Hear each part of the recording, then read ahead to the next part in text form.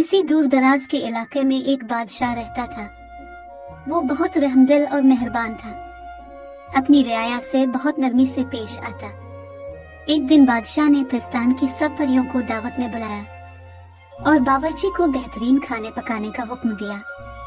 जब तमाम परियां दावत में पहुंच गई, बादशाह ने उन्हें मेहमान खाने में ठहराया और उनके सामने मुख्तलिफ किस्म के खाने पेश किए।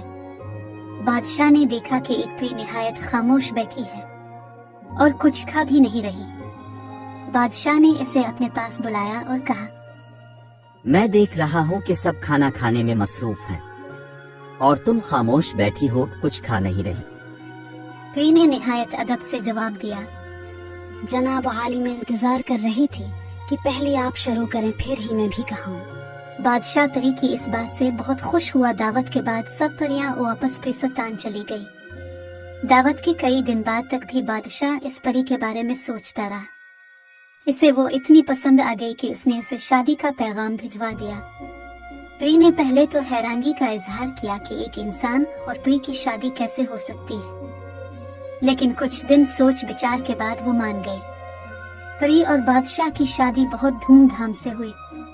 वो एक दूसरे से बेहद प्यार करते थे। 1 साल बाद उनके हाथ चांद सी बेटी पैदा हुई।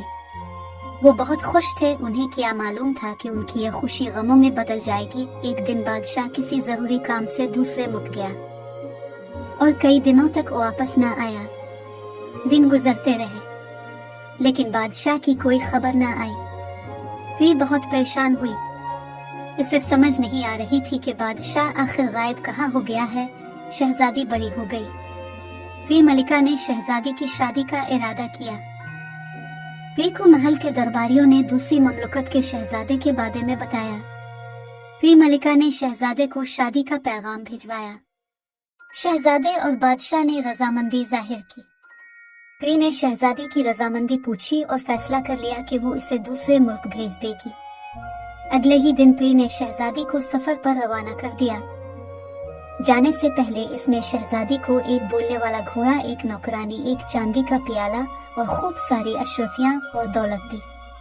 फिर ने नौकरानी को नसीहत की कि ए लड़की, मेरी बच्ची का खास ख्याल रखना और उसे कभी अकेला मत छोड़ना और उसका हर हुक्म मानना। जो हुक्म आपका मैं उसी पूरा करूँगे। मैं शहजादी का बहुत ख्याल रखूंगी।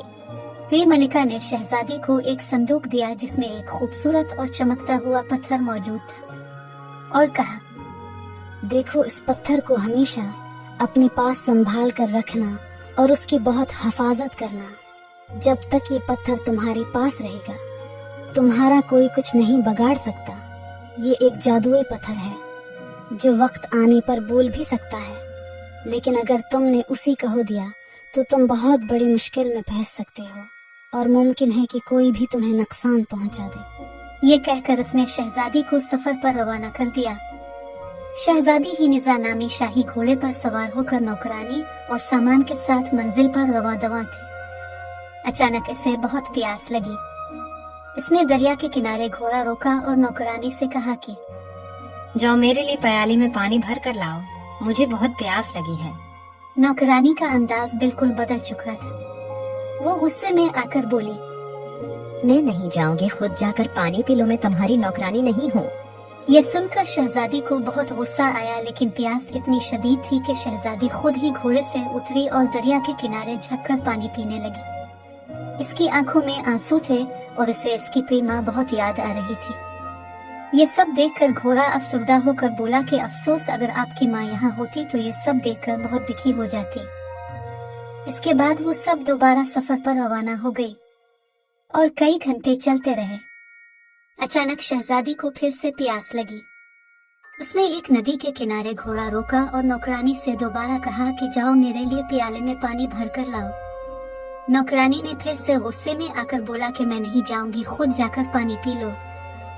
ये सुनकर शहजादी को पहले से भी ज्यादा गुस्सा आया, लेकिन प्यास इतनी शदीद थी कि शहजादी खुद ही घोड़े से उतरी और दरिया के किनारे लेटकर पानी पीने लगी। वो ज़ारो कतार रोने लगी और अपनी माँ का दिया हुआ पत्थर हाथ में लेकर उन्हें याद करने लगी।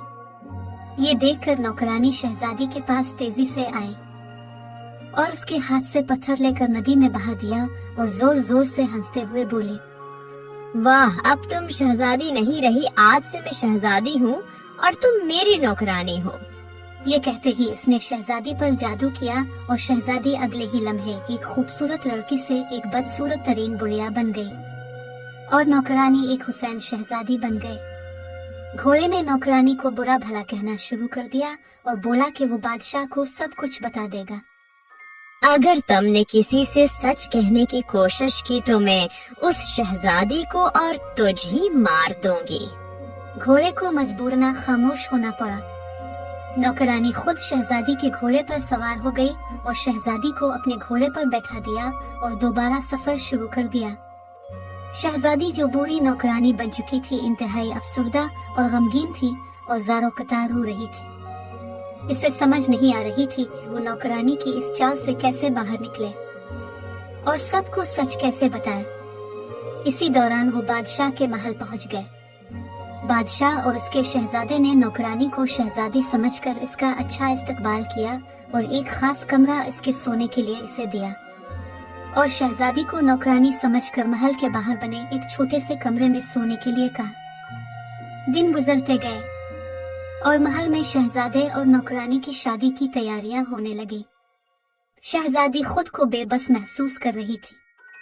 वो सबको सच बताना चाहती थी मगर नौकरानी के जादू के हाथों मजबूर थी। शादी से 2 दिन पहले शहजादी घोड़े के पास बैठकर इससे अपने दिल का हाल बयान करने लगी और रोने लगी।